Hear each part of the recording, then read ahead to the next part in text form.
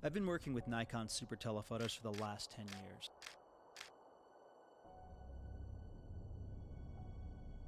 They're essential for the work I do. When they reached out about their new 500mm f/5.6 prime lens, I did not expect this. An ultralight and compact super telephoto. My job takes me to some pretty remote places, and the weight of my backpack is always something I have to take into consideration.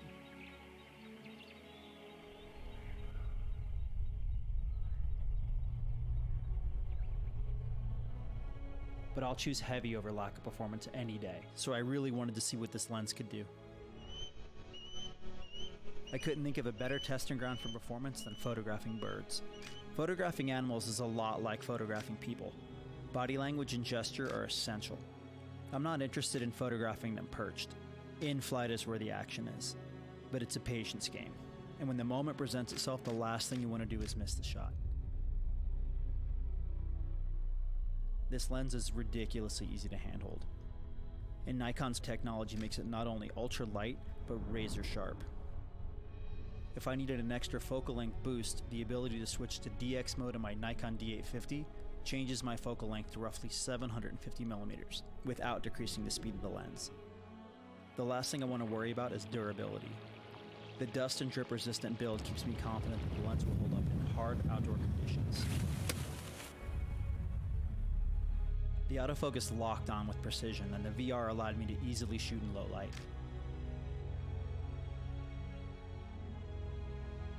This lens nailed it in every category. It's something I want in my backpack, anywhere I go.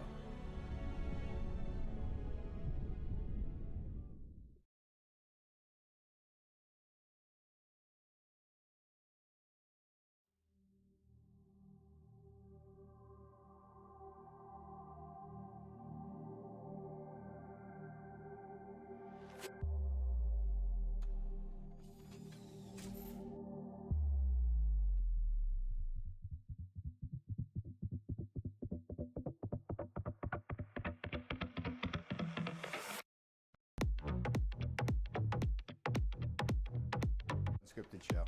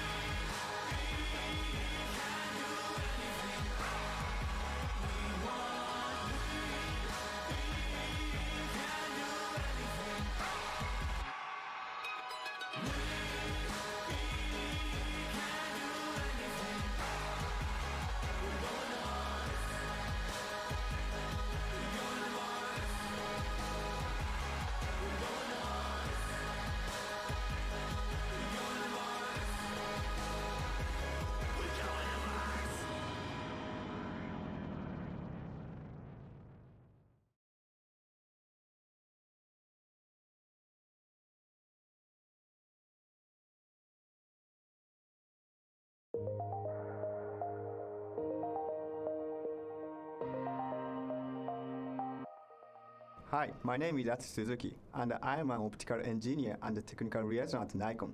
I would like to talk about the new Nikon Z mount and explain from a technical point what makes it so special. Nikon is well known for great lenses. Our company vision is to unlock the future with the power of light.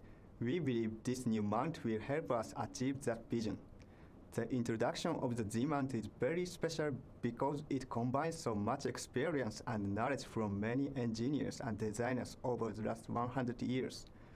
The new Z mount was developed for the new Nikon mirrorless camera and lenses, and it possesses huge potential in optical design. This mount design has two important factors. First, it has a 60mm flange back distance. Second, it has a 55mm inner mount diameter. These two dimensions give the new mount great advantages, such as the ability to support f1.2 and even f.95 aperture lens designs. I'd like to explain how designers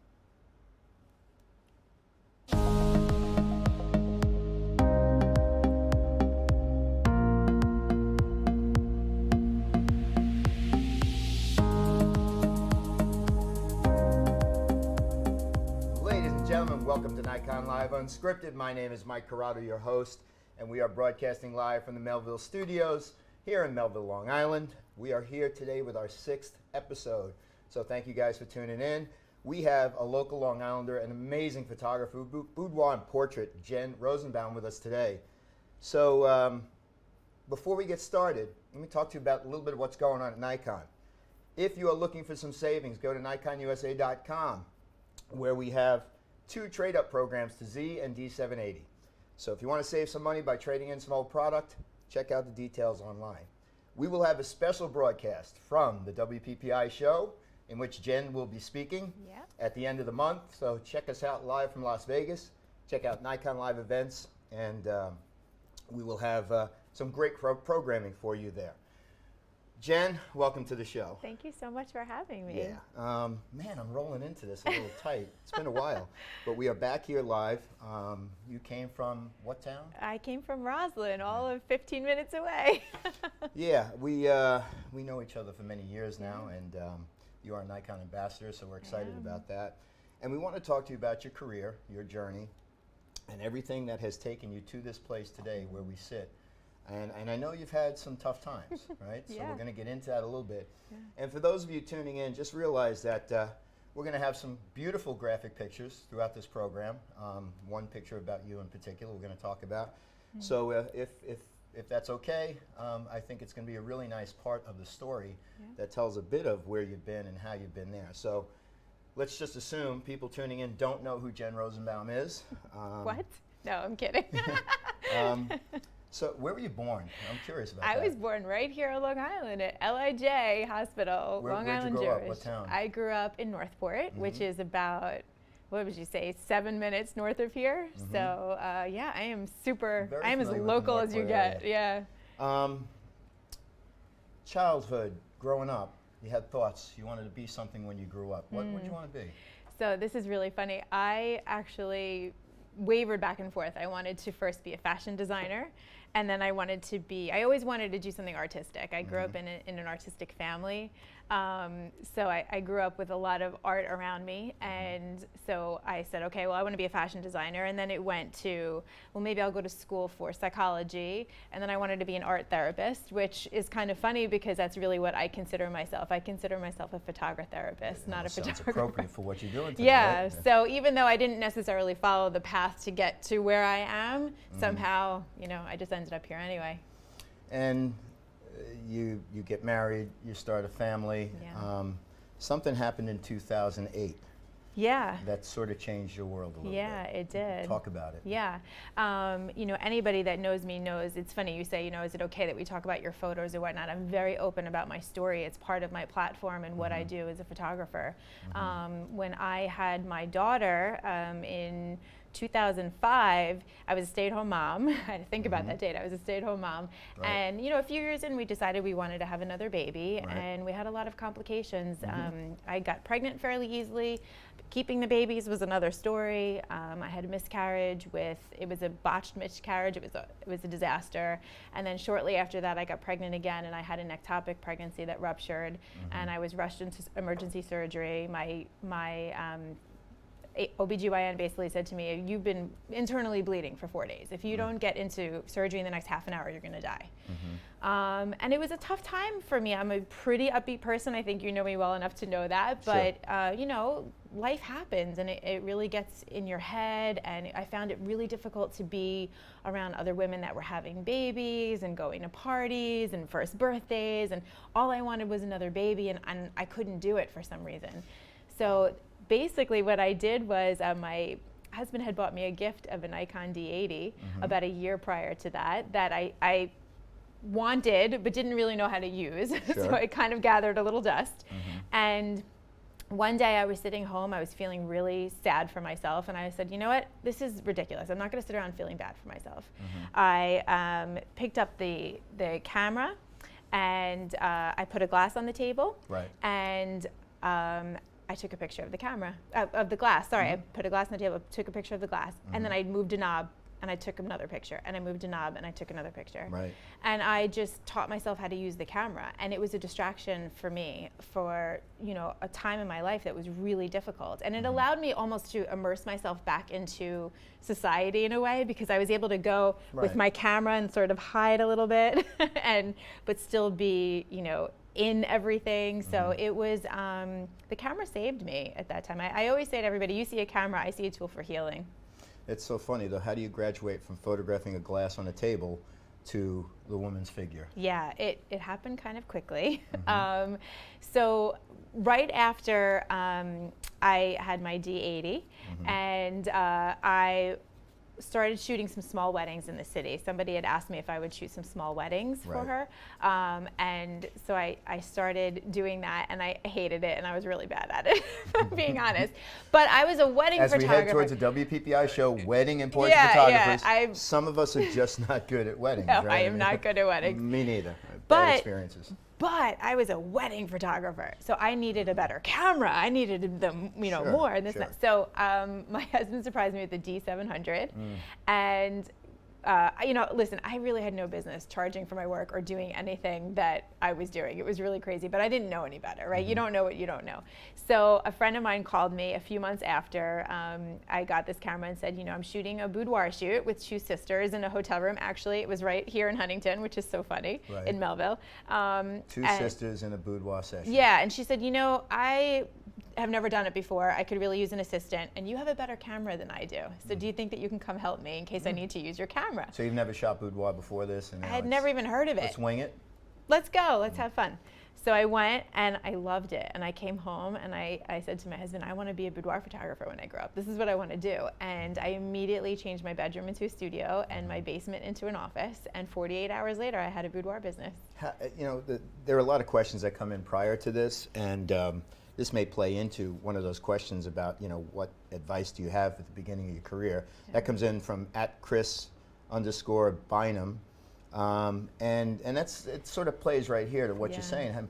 So where do you start? What's your advice when you start? Did you make mistakes? Did you trip? Did you fall? How do you recover real quick? I mean, the biggest mistake that I probably made was actually my biggest triumph also was that I just jumped into it with 2 feet, and I just kind of threw caution to the wind and said, this is what I want to do, and I'm going to figure it out as I go. I didn't know that there was an industry that existed. I didn't know that there were classes. I mean, back then, I'm going to make myself sound old, but there were no online courses. There was no Facebook groups. There was none of that. Sure. So I just said, all right, I don't know what I don't know. I'm just, I'm going to do what I have to do, and I'm going to start a business, and I was naive.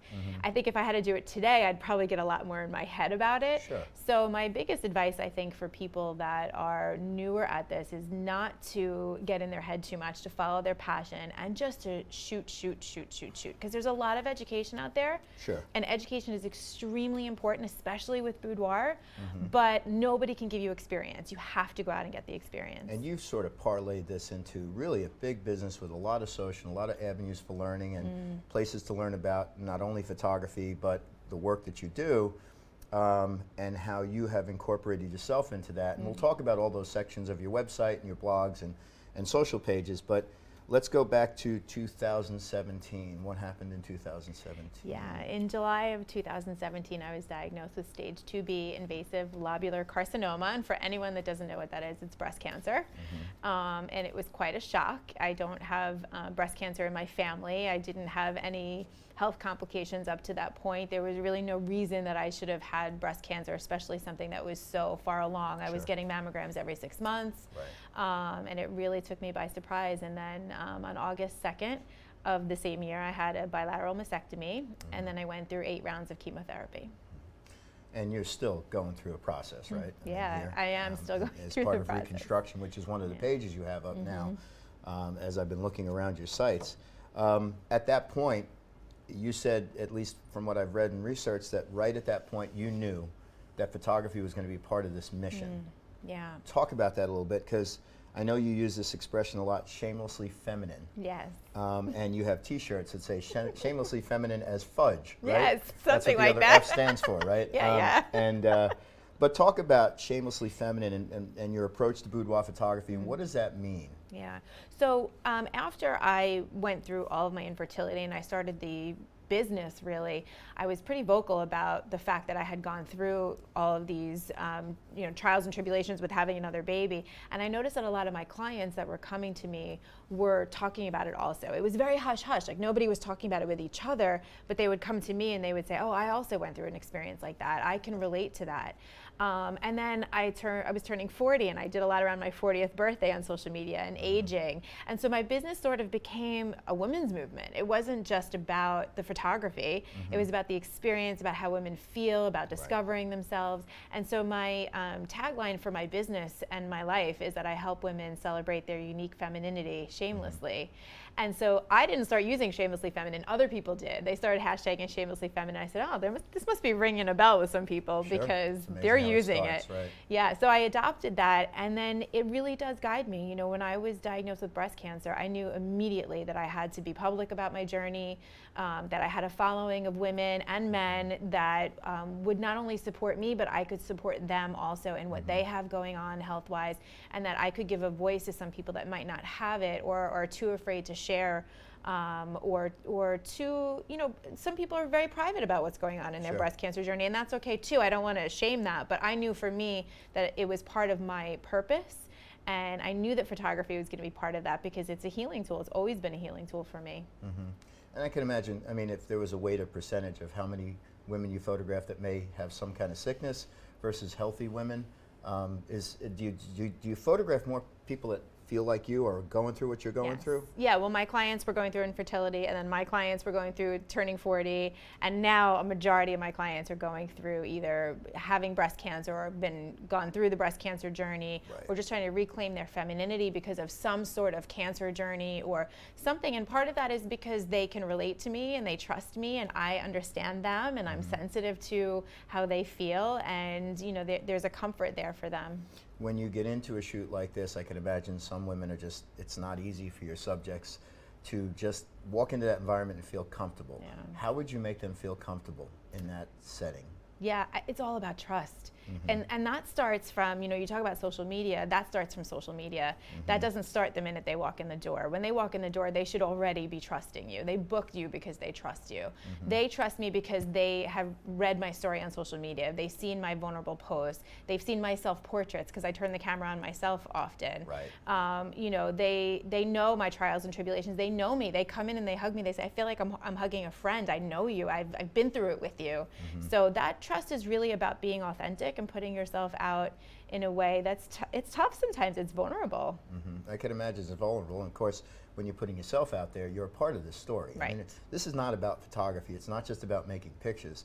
This is about, as you've said so many times, empowering women with the beauty that they have. And I think we have a common thought there because, one of the things I do at the Ronald McDonald House, especially with women, young ladies, children that have had their hair shaved, try to be a 21-year-old young lady with your head shaved and you feel like all your beauty goes out the window. And so the mission, the goal is to just remind them that it's in the eyes, it's in the mind, it's in the soul and the heart. So I can completely associate with that. Yeah, and it's like, it's a give and take. Like when I photograph a woman who lost her breasts and I see somebody who's strong and powerful and inspiring and amazing, I'm sorry, I'm a little emotional about it. She also reminds me that I am that too. So I'll tell you a really fast story. When I was going through chemotherapy, I photographed my friend Marianne. She wasn't my friend at the time, but we've since become friends. She's a breast cancer survivor, and she had gone flat after surgery, so means she didn't have reconstruction, so she had no breasts. And I photographed her, and we made a little video with her. And her energy and her strength was so, it rocked me to my core. And she left for the day, and I turned to my makeup artist and I said, gosh, she is like, I want to be like that. She's amazing. Like, I can't even imagine being a woman like that. And my makeup artist kind of tilted her head at me and said, but you are like that.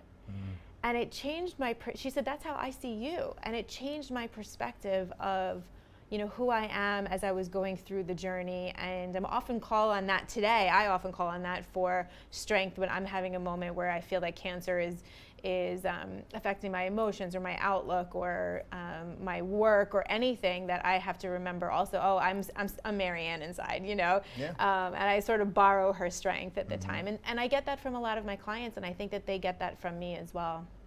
That's again, it's hard to just focus on the art of photography when you think about the emotional connection that you have to have. At Photo War Chief, that Instagram handle, how did you decide on a style as you start to grow your career? You photograph the glass, now you're photographing women's bodies. You're trying to treat them with respect and dignity and show them off in the best light. Do you create a style along the way? You do. You don't always know that it's happening while it's happening, but at some point you go, all my work kind of looks similar. Or for me, it was at one point somebody said, I saw this picture. I knew it was yours before I even saw your name. I said, then I must have a style. And for me, that style is really simplistic. It's really about the woman. I try very hard to photograph women without much distraction. So, often I teach a lot of photography, and the photographers are always freaked out when they walk in and they see me in a room with like a white wall and a light, and they're like, what are we gonna do in here? That's my heaven. Right. No distractions. It's all about the woman. It's all about her story. And you using your camera and your lenses and your light and your wardrobe to tell her story, and your posing. To me, that's like really creating it from the ground up. And that's really what I think my style is, really showing who that woman is. An extension to that question, at Leon_WU has asked, how do you find inspiration in your photos or keep that creative flowing? Redundancy in subject matter, what are you doing? Is it light? Is it, what inspires you? What changes your mind every time you go into a shoot? I really draw most of my inspiration from the women themselves. I really try to, I believe that women are multifaceted in their personalities, and so I will have conversation with the woman and ask what sides of her personality she wants to show, and or what I see in her, because part of what we do as photographers, right, is that we're showing people how the world sees them, or how I see them. I say, I have this expression that every portrait's a self-portrait. So if I take a picture of a woman, yes, it's about her, I'm not making it about me, but it's showing her how I see her and what I see in her. So part of that is really connecting with people. The other part of that is really trusting your instincts and no more comparison. Like, comparison is the thief of joy, right? It's one of my favorite quotes. Stop comparing yourself to other people and really listen to your heart and your mind about how you want your photos to look and how you want your subjects to be portrayed. So when we talk about how you want your photos to look or your subjects to be portrayed, then let's just delve a little bit into, break away from the personal to the equipment, and certainly the question will regularly come up by a number of our viewers and myself. What focal length lenses are you going after? What are you using in the way of tools to capture what you're looking for? My number one lens, hands down, is the 58mm f-mount. I know that everyone always is like, really? But considering the 105, and everybody just jumps into 105, 58 is great though. Yes, I'll tell you why. because I work in really small spaces, and it's not always easy to use a 105 in a small space. So the 58 not comes to get with a me. full body shot or something 3/4. Correct. Yeah. Right. So I primarily use prime lenses. I have all the lenses. I love them all, but I primarily use prime. So the 58, the 85, the 105 always come with me to every single shoot. Right. I also keep some zoom lenses in my studio, but I really like prime lenses, mostly because they keep me from being lazy. I get to like move Sure. around a lot, and it really helps with the connection. That's the other thing too. With the 58, I'm able to get pretty close to my client and my subject. With the 105, I find that I'm a little far back, and I'm really trying to create that intimacy between us. And Sure. part of that is making sure equipment doesn't get in the way. No, that makes a lot of sense. Which is funny because I used to try to hide behind the camera when I first started, right? Now I'm trying not to hide behind the camera and really connect with them. And so, small studio, white walls. You have drapes. Do you have a whole setup? Yeah. What kind of lighting are you using? Sure. So I actually recently moved from a very small studio that was 10 by 20 in Long Island City, Queens. That was just white walls and a window. Now I'm in a town called Port Washington here on Long Island. My studio is a little bit bigger. It's 600 square feet. We've moved up in the world. I have white walls. I have a black wall. I have windows, and I have a bunch of artificial light in there as well. You know, strobes and constant lights. Anything that I need in the moment to create the look that I'm going for. But it's really all based on simplicity and, you know, nothing competing with the woman. So do you do your own post-production? Do you hire somebody to do that for you? I do send some of it out. It depends. And to be honest, I do very little post-production. I'm really a stickler about getting it right in camera. For me, it's really about maybe removing some blemishes or things that are temporary in a woman, but I'm not altering her body in any way. I'm not, you know, really changing her that much. I'm not even skin softening or retouching that much. Most of my clients now are coming in often with scars. We want to show that. We don't want to hide that. I was going to say, I think that's really important too, because this, as part of the whole Ronald McDonald mission for me, many times I would ask, do you want me to touch out that scar? Do you want me to touch out the stitches? And the answer would commonly be no, because that's a part of the journey. Even though it may be disturbing to some, you know, it's actually a part of where they go. And if you touch that stuff out, it's actually misleading if an image goes online, because they think they're healthy, or they think they've recovered, or they think the black and blues that are gone means health, and it really doesn't. So we call them trophies now at the house. I mean, and I love my scars, you know, and I know not every woman feels that way, but I'm very proud of my scars. I feel, for me, anytime I need to do something hard and I think, oh, I can't do this, all I have to do is look down, see my scars, and go, okay, I can do this. And if you took that out of a picture of me, I would almost be offended, because that's a part of my journey, that's my story. I fought for those scars, you know. So I'm very, you know, we do have conversation about it in the studio, of course, but I do find, like, as I'm getting older and as I photograph more women, I'm retouching less and less and less and less, because I'm just finding so much beauty in the way women are, period. And I want a woman to look at a photo of her and say, wow, I'm beautiful, or I'm sexy, or I'm hot, or, you know, I'm strong. Not, well, if I looked like that, I would be gorgeous. So, if you don't mind, I want to dig a little deeper into your personal story. And I'm talking to you here. I've seen you in public. I've looked at your posts, and you certainly are incredibly powerful, and you're strong. But this can't be easy. No. And if you don't mind, and cut me off if you want to, but can you share a little bit about, you know, those times you do get drugged down? How do you build yourself back up? How do you come out of it? Oh, that was yesterday, by the way. It comes in waves, you know, it comes in waves. There are times that I could really pull from the breast cancer community, from my clients, from my photography community, my followers, and say, guys, I'm having a bad day. I need a hug. I need some support. This is what I'm feeling. And I get a ton of support and prayers and love, and I'm very lucky in that way. It's not easy, and every time I put a post up that's vulnerable, it's about me, it's showing my chest or my scars or my thoughts, I always press post, and then I put the phone down and I walk away. Not out of fear that somebody's going to hate on it or whatnot, because haters always exist, but they're always going to be out there. Yeah, they're always going to be out there. Or somebody who disagrees with that kind of approach. 100%. But it's more of, I need to make sure that I'm doing it not for the feedback. I want to make sure I'm putting it out there because, not because I need the love that day, or, you know, because I fiend on the likes or the comments, but because I know it's what the world needs. I know somebody out there needs to hear it. So I sort of give my posts the space to find the people it needs to find. And then later I can come back to it and say, okay, answer comments or questions and come back to making it about me, but it's not about me. No, it's not. And that's the funny thing too, because a lot of times when I post the photographs of the children in the house, there are a windful of beautiful comments. We ask for prayers, and there's a lot of prayer.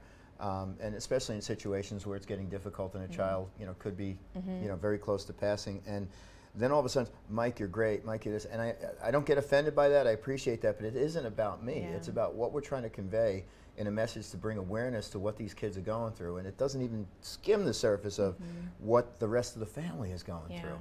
Because it's not just you. There are people around you. There are people around the people you photograph. And everybody's going through it. So I understand exactly what you're saying with regards to the comments. And again, I'm not trying to be offensive at all. I love the comments. It's great. But it's not about me. It's about them. It can get blurry and confusing because, like, for me, I believe that I was chosen for this. I have to believe that. I have to believe that my breast cancer was given to me for a purpose. Otherwise, I don't understand it at all. And that's really difficult to handle. So if I look at it that it's given to me for a purpose, then my body was meant to be photographed and put out there and to show people and to normalize this a little bit. And it can get blurry where people can think, oh, you're making it about you because you're using your body, your words. But it's really not. I'm really putting it out there because I know somebody else isn't and needs help and is in silence, feeling that cancer is taking over their lives. And for me, this is my way of reaching out a hand and saying, you're not alone. Was there any point in time where it got just so low, it was just really, really hard? Oh yeah, there was a period of time. So I had finished chemotherapy this is super vulnerable. So I finished chemotherapy in December 2017, at the end of December. I had started a medication called tamoxifen about 2 weeks later. Tamoxifen basically blocks hormone from getting into your cells, so there's no more estrogen getting into my cells. It really messes you up. And I remember about 2 weeks after I started it, laying in bed one day, I couldn't get out of bed. Now, you know me, I've never really experienced depression or anxiety in that way, and I just remember calling my doctor and saying, I'm going to kill myself if you don't take me off this medication. I had never had a suicidal thought in my life until that day, and I just said, I'm done, and you need to do something about like I always say, thank goodness there was a piece of the brain that was like, this isn't okay. I'm not gonna allow this. Right, this is not normal. This is the medication talking, and.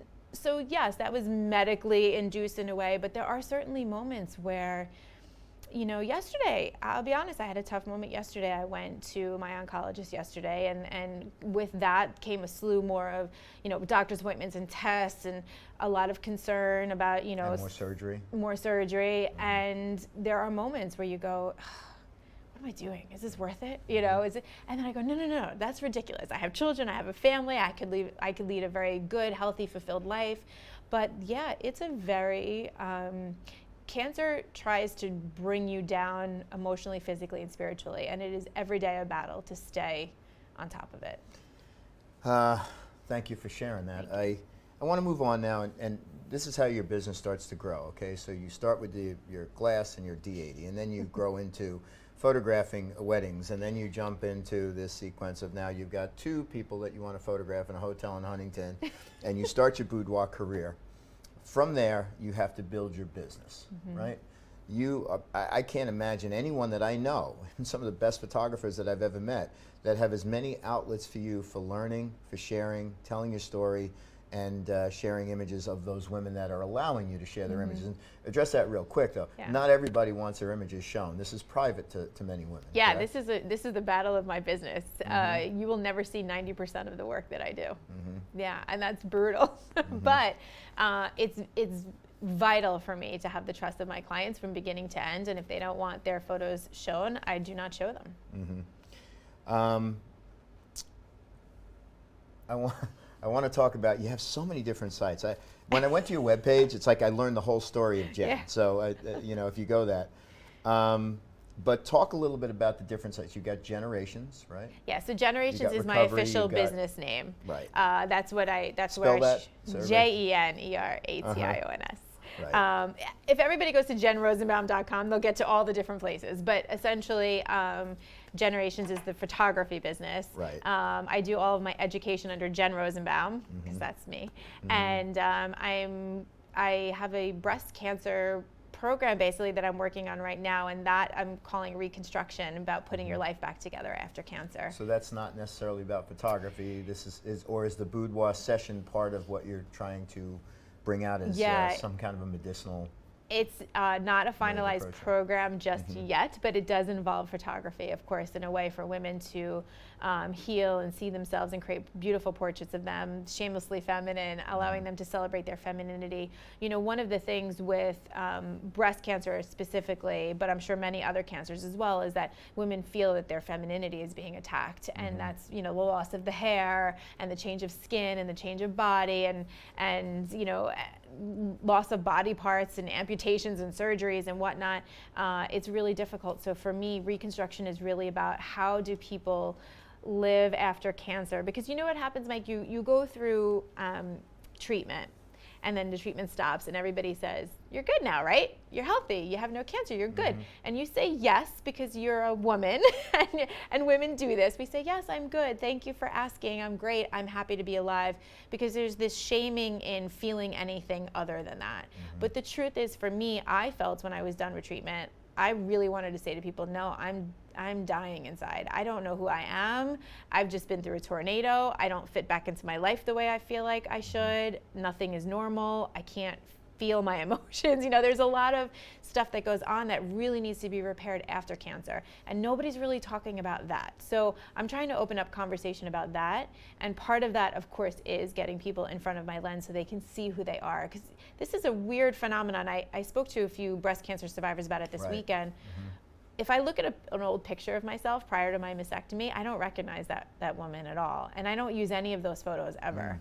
And sometimes even, like, I just had reconstruction redone in November, so sometimes even photos from prior to November, this past November, I go, that's not who I am anymore. I don't recognize that person. So it's important for me to get women in front of the lens to see who they are, to you know, document their journey as they change emotionally, physically, and so on. I was going to say, have you followed one person and had many, many shoots with them over a period of time for that evolution of change? I've photographed a few people multiple times, but it's definitely an ongoing project for me. I mean, I've also been on and off of working, which is another whole topic as far as creating a business. You know, trying to have a business and keep your health up at the same time is been very interesting. But it's an ongoing process. It's something that I'm doing more and more, and I hope that 2020 will bring me even more of that. I knew going into this episode, and I started off a little nervous because this is different for me. You know, we're not talking f-stops and shutter speeds. We're talking a lot of personal things, and like you said, vulnerabilities. So I'm glad we're here, and I'm glad we're continuing this. I want to just, it's kind of hard to navigate, jump in and out of technical questions and things like that, but we'll always come back to, I think, what's going on with you personally, and of course your subjects. But at one Chris, KRIS.7_ amazing handles. Mine's just, you got all the tough ones. Since we were on building your business, how do you go about, what advice would you give for starting and creating your own website? That's a great question. For me, just everything that I do is really about keeping it simple. And I would love to say to people out there, just do it. I know that slogan's taken, but just do it, because you know, so many times people are waiting for like the perfect moment, the perfect photos, and I've been working on my website for 6 months. You know, just do it. Just put something out there. Presence over perfection is really important, I think, in this industry, especially. If you're an overthinker, you're not going to get things done. So just presence over perfection, put it up, get it out there. You can always tweak it later. Back in my day, there were all kinds of programs, but nothing as advanced as today, where you sort of built your own websites. You had to know a little bit about HTML and coding and stuff like that, and I was never good at that. And it becomes a burden. Would you recommend going with a service or a system that makes it a lot easier? Because right now, if I was starting a website today, I'd be going right to a company that does it simple and easy, and all these things that say, oh, you can do this real easy. just let somebody else design it. I don't have design savvy for that kind of stuff. Yeah, do what you know and outsource what you don't. So I just redid my website. JenRozenbaum.com is brand new. I launched it. We were talking about that over lunch. Yeah, right? I launched it January 20th, so it's very new. And I hope that my web developer is watching because she will laugh if she even thinks that I would mention doing it myself. I mean, I am lucky that I can operate a camera. I am certainly not building a website. That is not a strength of mine.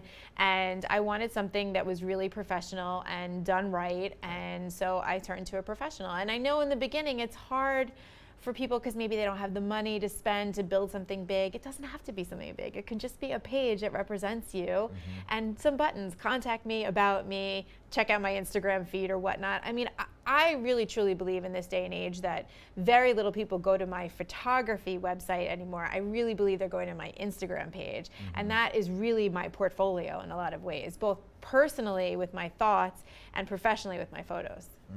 Talk a little bit more about Instagram and your social behaviors, I guess you will. What you will do.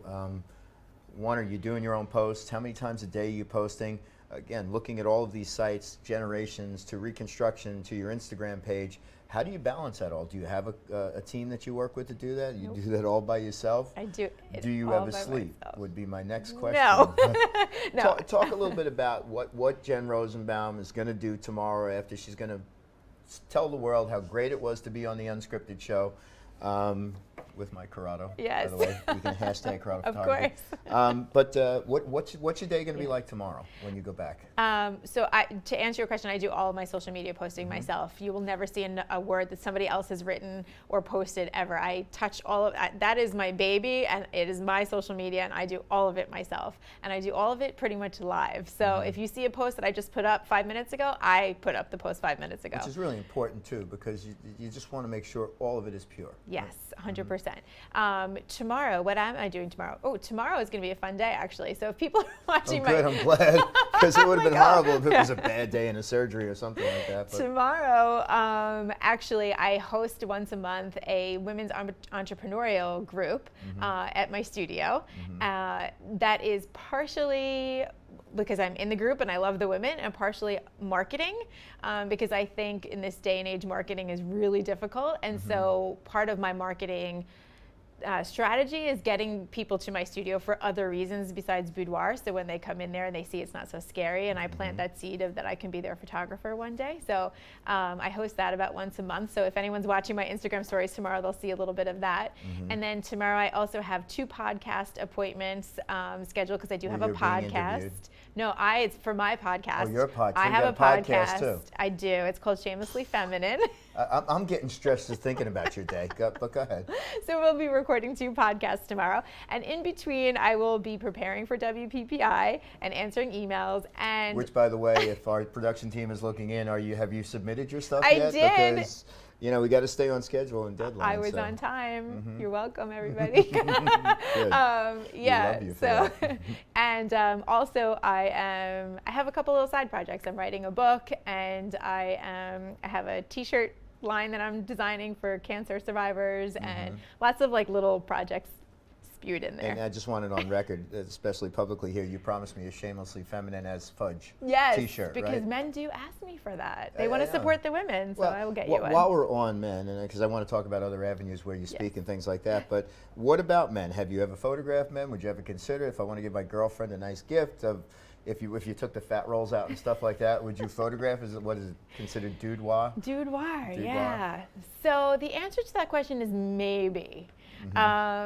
I have photographed some men before. I do post some on my Instagram page once in a while. It does not fit into my business model of Shamelessly Feminine. Got it. It is really what I want to do, but I have realized that over the years that men also struggle with body image, and if the right man comes to me and we have a good connection and there's a good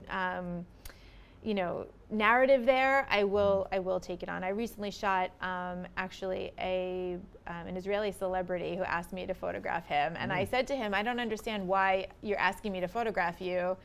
I photograph women, and he said, I can tell by your photography that you just love your subjects, that you connect with them in a different way, and that's what I was looking for, just somebody to be able to portray maybe a softer side of him or a more connected side. So it has happened. My camera works better on women. I don't know. I mean, I think it's a fair question, and Yeah. and again, I completely understand, Yeah. that your business model is about shamelessly feminine. Yeah. You told me this story that you were heading for your first surgery, and you feel like there was something in the apparel you were wearing that was so important on your feet. Yes. That you blogged about this, or you socialized this, and what kind of shoes were those? And I thought it was hysterical, and especially in a very difficult time in your life and Yeah. situation.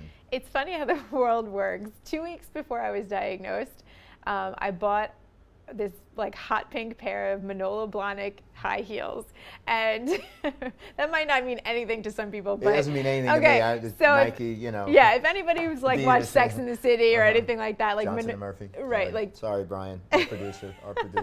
I'm throwing names. That's just me, though. I'm not pimping anybody. yeah, so it's they're a higher end pair of shoes I really wanted, and I just couldn't stop thinking about them in pink, and I didn't know why I wanted them in pink so badly. And I mean, I love pink, but they were hot pink, beautiful shoes. And coincidentally, I was diagnosed with cancer 2 weeks later, and I wore the hot pink Manolos to my mastectomy surgery. So 2 weeks after you were diagnosed, you went to the mastectomy. That's very short. Yeah.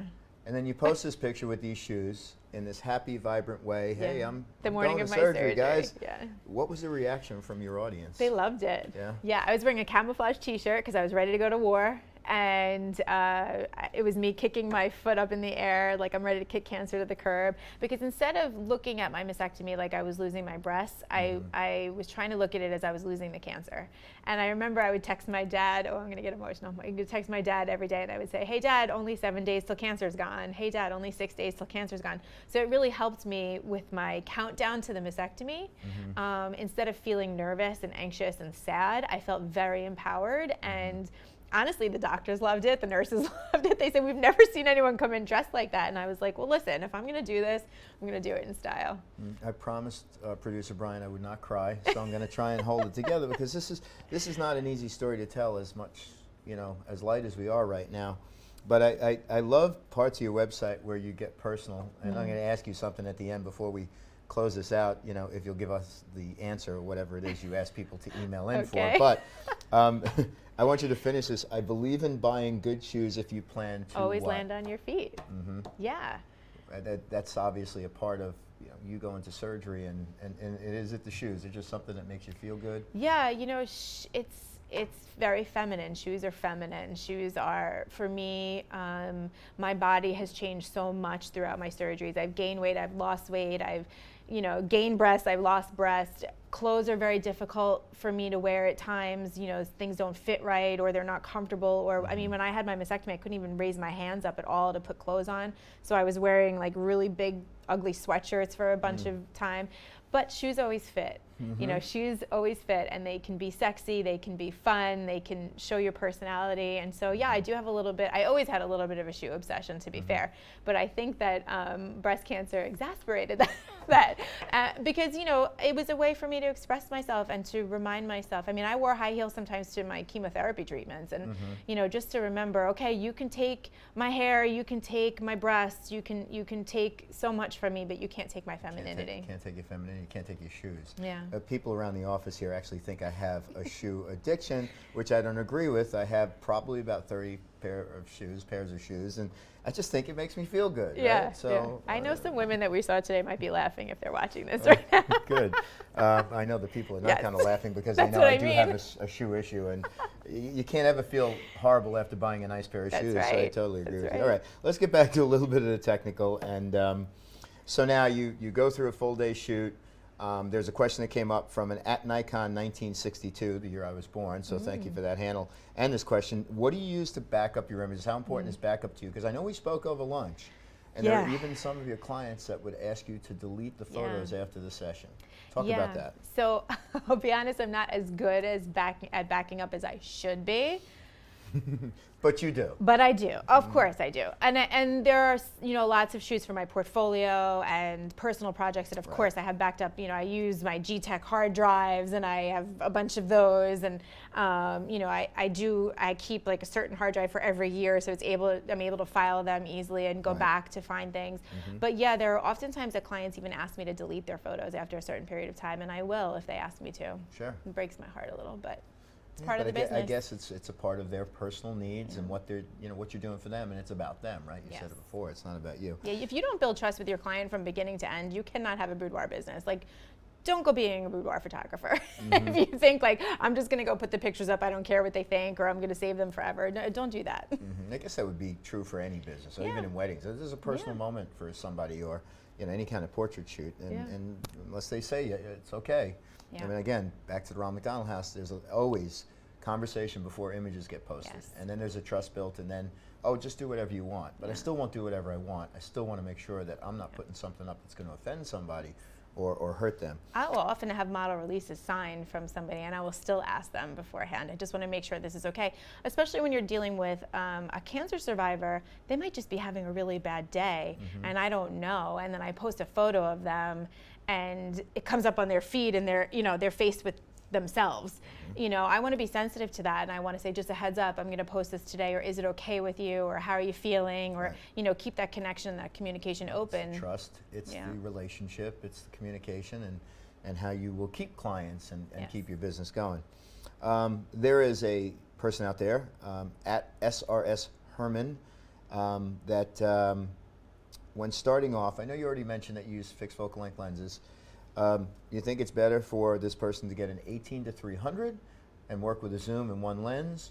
Would you consider maybe just a 50, 1.4, or 1.8? What would you recommend to somebody asking if you wanted to start off in boudoir photography? Where do you go with lenses? I'm so glad you brought up the 50, because I have to tell you, I built my entire business on my D700 and my 50 1.8 that I later upgraded to a 1.4 and later upgraded the camera and so on and so forth. But to the 58, 1.4. Yeah, but I love the 50, and I think that if it's for portraits, it's not always the ideal length. I think an 85 would be a better choice, but if you're working in small spaces, which often boudoir photographers are, then a 50 is a great way to start your collection. And it's a trusty, they call it the nifty 50 for a reason. It's a very trusty lens, and I built my whole business on it, so I'm a little attached to it. Within a small studio. Yeah. Nice proximity to keep you close, but at the same time, you have a great focal length there. And listen, lenses you're never going to build your whole business or your whole portfolio on one lens. It's just impossible. Sure. You're going to have multiple lenses. It's going to, as an artist, artists don't have one brush that they paint with, right? Sure. They don't have one pencil that they draw with. Right. You're not going to have just one lens, but you start somewhere and then you build the collection. And then, of course, it becomes a part of your business, and taxes and write-offs and things like that, where you would start to grow. What would the next lens you need be? When you come to a bigger space, do you go to an 85? And in your case, you went to the 58, but you build that arsenal of lenses. No. I also have a theory. This is very important. I tell beginners this all the time. Buy once, buy right. Now, obviously, technology is changing so quickly. We're not just going to buy one camera that's going to last 20 years. We're going to want to upgrade. We're going to want to change with the technology. But I really believe in buying quality product, buying once, buying right in that way. So you will get a whole bunch of years out of it. There are plenty of lenses I'm still using. Now I've gone mirrorless, but I'm still using a lot of my F-mount lenses. I'm also using the lenses that are native to the mirrorless cameras, but I don't have to get rid of my 58 just because I moved up to a mirrorless. So, you have to start, but buy quality stuff. That's really important. I've spent and wasted a lot of money on crappy things. It's one of the weirdest things for me in this business, and I hear people talk about this all the time, but that 58mm lens you bought to use with your DSLR works perfectly on mirrorless as you upgrade. And I can't imagine anybody invests so much in lenses having to go back and rebuy lenses just because they use the term native, and native doesn't really mean anything except the fact that, with an FTZ adapter, I can use my 105 on mirrorless and use it more effectively, I think, at times. I have. And has such great output, and you don't even realize that an adapter is there. I love my adapter. I do want to shout out quick to at Timothy Schott, SCHOTT, because he had asked that question along the lines of, would you recommend mirrorless or DSLR for boudoir? Does it matter? I don't know if it matters. I still have a lot of my DSLRs. I have my D850. I still have my D700. I have a D3S. I have a whole collection of my DSLRs, and I love them. But I have gone mirrorless. I have both the Z7 and the Z6. There's a few reasons why. Number one is that they're just lighter. They're easier for me to carry around, especially after my surgeries and whatnot. It's harder for me to carry a lot of equipment and heavy equipment, so it's a little easier for me to handle the Z6 and the Z7. In fact, I just shot the other day a New York Fashion Week fashion show for breast cancer survivors, and I had the whole day. I was there for 12 hours, and I shot with the Z6, and it was amazing. My back wasn't hurting at the end of it.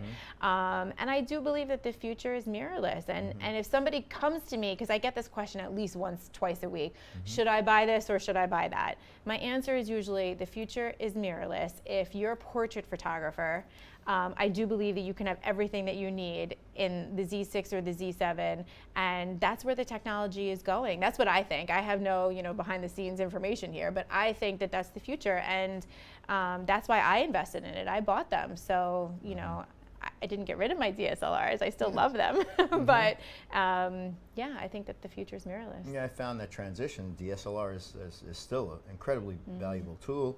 Once you transition to mirrorless, the benefits of mirrorless, the electronic viewfinder, exposure, things like that. It's a little hard to go back. Yeah, it's kind of hard to jump back and forth, and I've done it. And I think, again, you either lock into one or the other, but there's no wrong or right answer, right? No.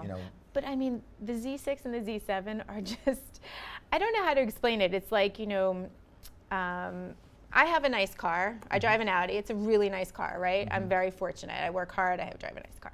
And that's sort of my D850, right? But then it's like, somebody picks you up maybe in like a Lamborghini, and you're like, oh, I love the Audi, but maybe I want to stick with my Lamborghini, right? They both get you to the same place. Exactly, exactly. And it's not that one is better than the other, but the mirrorless is very, I was going to use the word sexy. I guess that's applicable to what we're doing today. It's very sexy. It's very, and it allows me, by the way, to take less photos. Because I just nail it every time. Yeah. I nail it every time. You see the exposure before it ever happens. So where I used to take like 500 to 700 photos a shoot, I probably take 300 now, and I'm getting just as many good photos. I can absolutely see that. That time is money for me. Like I have 2 kids, I have a busy life. That's less time I have to spend culling photos. It's less, time I have to spend editing photos. It's just, I don't know, it's a dream. I love the mirrorless. So let's get personal again, if you don't mind. When playing Truth or Dare? Always choose Dare. Oh, yeah? Why? Why always Dare? Because I'm already telling the truth, right? Because there's no more truth to tell? Yeah, I'll tell you why. Because that's, I often dare myself to do things that I'm scared to do. And I think that that's really how you learn and you grow. I think that nothing good comes from comfort zones. Being in your happy place. In fact, yesterday I did something out of my comfort zone. You know what I did? I did one of those float tanks. Have you ever heard of that? I have done that, absolutely. Yeah, it really freaked me out. I don't like water. Yeah. I don't really know if I want to be alone with my thoughts for an hour with sensory deprivation. If anyone doesn't know, it's like you kind of just like lay right in this like saltwater tank. 800 pounds of salt? 1,000 pounds of salt, 1,000 pounds of salt? Yep. Yeah, no, my girlfriend and I did that. And it was actually really cool, to experience that. Yeah. I enjoyed it. Now I have like attention deficit disorder, so I think the first 20 minutes of it, I was like looking around trying to figure it out, but then I never figured out you could change the colors in the room too. Oh, see, we were in complete darkness. And it was like, you can't see anything, you can't hear anything. But once I let it go, I got to go back. Right. Well, that's it. Once I let myself go. It's a practice of surrender, right? So I believe that I really didn't want to do it, but I forced myself to do it. I usually find the things I don't want to do are the things I need in my life at the moment. Sure. And when I shoot boudoir, I'm asking my clients to step outside their comfort zone. So I have to do it myself in my life. So you believe in push-ups. Finish that statement. Both the exercise and the bra. Talk a little bit about that. It's a good thing I know these. I hope so, because I got them off your website. Right. That was written prior to my having breast cancer, actually, but I still believe it. So I believe that that statement really has nothing to do with the push-ups or the bra. It really has to do with the fact that women are strong.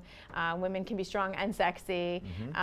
Women can be whatever they want to be. And so I believe that in push-ups and in push-up bras. So you trust one thing all the time. My intuition. Yeah. So I believe that a woman's intuition is really the strongest muscle in her body, and we have gotten very good at shutting it out and shutting it down over the years. And every time I've trusted it, it's always been right. And we may not understand it in the moment.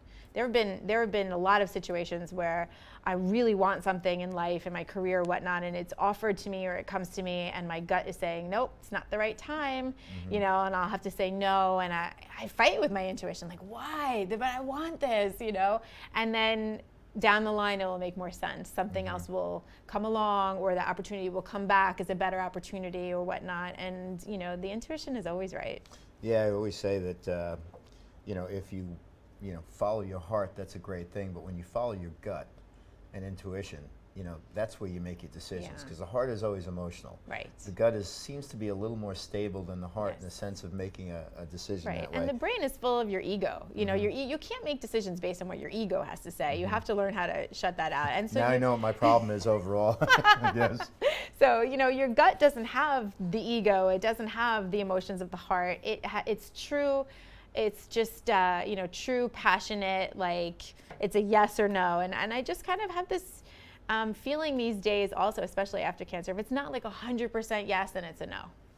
So can you finish this? I believe you are. Oh gosh. Which one is it? You are blank right now, exactly as you are. Oh, you're perfect right now, Yes. just as you are. Yes. Oh my God, I failed the test. No, you didn't fail a test. I stole this off your website. You probably haven't been there for a while. But I think in this world that we continually use this phrase, perfectly imperfect. Yeah. We try to avoid the fact that there is perfection. And I don't know that there is a perfect scenario, because it leaves no room to grow. Yeah. But talk a little bit about that statement and why. I say that because I get a lot of messages from women. Oh, I'll do a shoot if I lose 5 pounds. Oh, I'll do a shoot when I'm this, when I've I'm that. said that with Jerry Guionis, our fellow ambassador. Yeah. He's going to photograph me. Let me lose 20 pounds. Right. Bad idea. Just let him do it. First of Yeah. all, Jerry's going to make everybody look amazing. I So. know. But yeah, it's, you know, listen, I struggle too. I struggle with my weight. I struggle with my body, especially now. I was just telling you the story that I went to the doctor's office yesterday, and then the nurse at the oncologist's office was like, oh, "You've gained like 8 pounds since you were here last." Like, Tell the truth. You want to slap that person. I mean, like, I said to her, like, I need you to remind me. My genes are telling Thanks me the for same that. thing. I know, right? But I have a newfound love and appreciation for my body, even when I'm like, oh, that is running through my head of like, you know, oh, I'm fat, I'm this, I'm not. It doesn't matter. It doesn't mean that I'm not worthy. It doesn't mean that I'm not powerful. I have a little Post-it note on my scale, actually, that says, who cares? You're fudging perfect just the way you are. I had to be really careful about that. You're perfect just the way you are. Because the truth is Thank you for that. Brian's now happy again. The truth is that, you know, I don't think anybody, and if they are, that's really ridiculous on them, but I don't think anybody is looking at me and saying, oh, you've put on some weight, what you have to say and your place in the world is less important now. You know, that's just ridiculous. So I'm not going to put that on myself either. And I want my clients to know that they're in a safe place where we're going to make them look incredibly amazing, but it's because they already look incredibly amazing no matter where they are.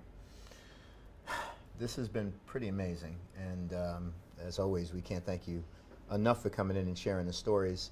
A little bit of balance of what you shoot, how your studio built, a little bit of business, a little bit of personal, a lot of personal. I'm so glad we had you in, and I think it's learning for everybody. So as much as it's all focused on women, I think men can take a lot from your prescriptions here, and how you handle clients. And you know, I know a lot of men that do boudoir photography as well, so there's no exclusive gender that owns that, but certainly I think a woman feels more comfortable in front of a woman when she comes into your studio, when they come into your studio. And when you do broaden your business for boudoir photography, let me know. Yes. But thank you for opening up, and thank you for sharing. We can't thank you guys enough for tuning in. This has been one hell of an episode, and one that I'm so proud of. So thank you, Jen, again. Thank you. As we wind this down, don't forget, we're going to take this on the road to a special Nikon Live event. We are going to Las Vegas, Nevada at the Mandalay Bay for the WPPI show. Again, Jen will be speaking there. We got 23 different programs to inspire and educate you. So If you can't make it to Vegas, by all means tune in to Nikon Live and look for the details as they come up. Don't forget to trade up to either the D780 or Z cameras, and you can do that by turning in some older gear, getting some great money back to save on the new technology. As we roll through the Unscripted show, this is our 6th episode that we're concluding. We've had Joe McNally, we've had Dixie Dixon, we've had Cliff Mountner, Christy Odom, Todd Young, and now we've just finished with Jen Rozenbaum. So look for more. In fact, in the month of March, we've got a really cool cat, really cool young and up and portrait photographer who has won the Eddie Adams Grand Award. His name is Malik Sadibi, and I've been watching his career grow, and his portraits are just, you think he's been in this business for about 40 years. His work is so good, and he's only in his 20s. So we love your passion. We thank you guys for tuning in. By all means, go back and watch other episodes that you haven't seen. If you missed any segment in this episode or any part of this episode, it will be posted online. And we will see you live from Las Vegas between the 25th and 27th. So we hope you tune in. Have a great, great, great world of shooting and passion of photography.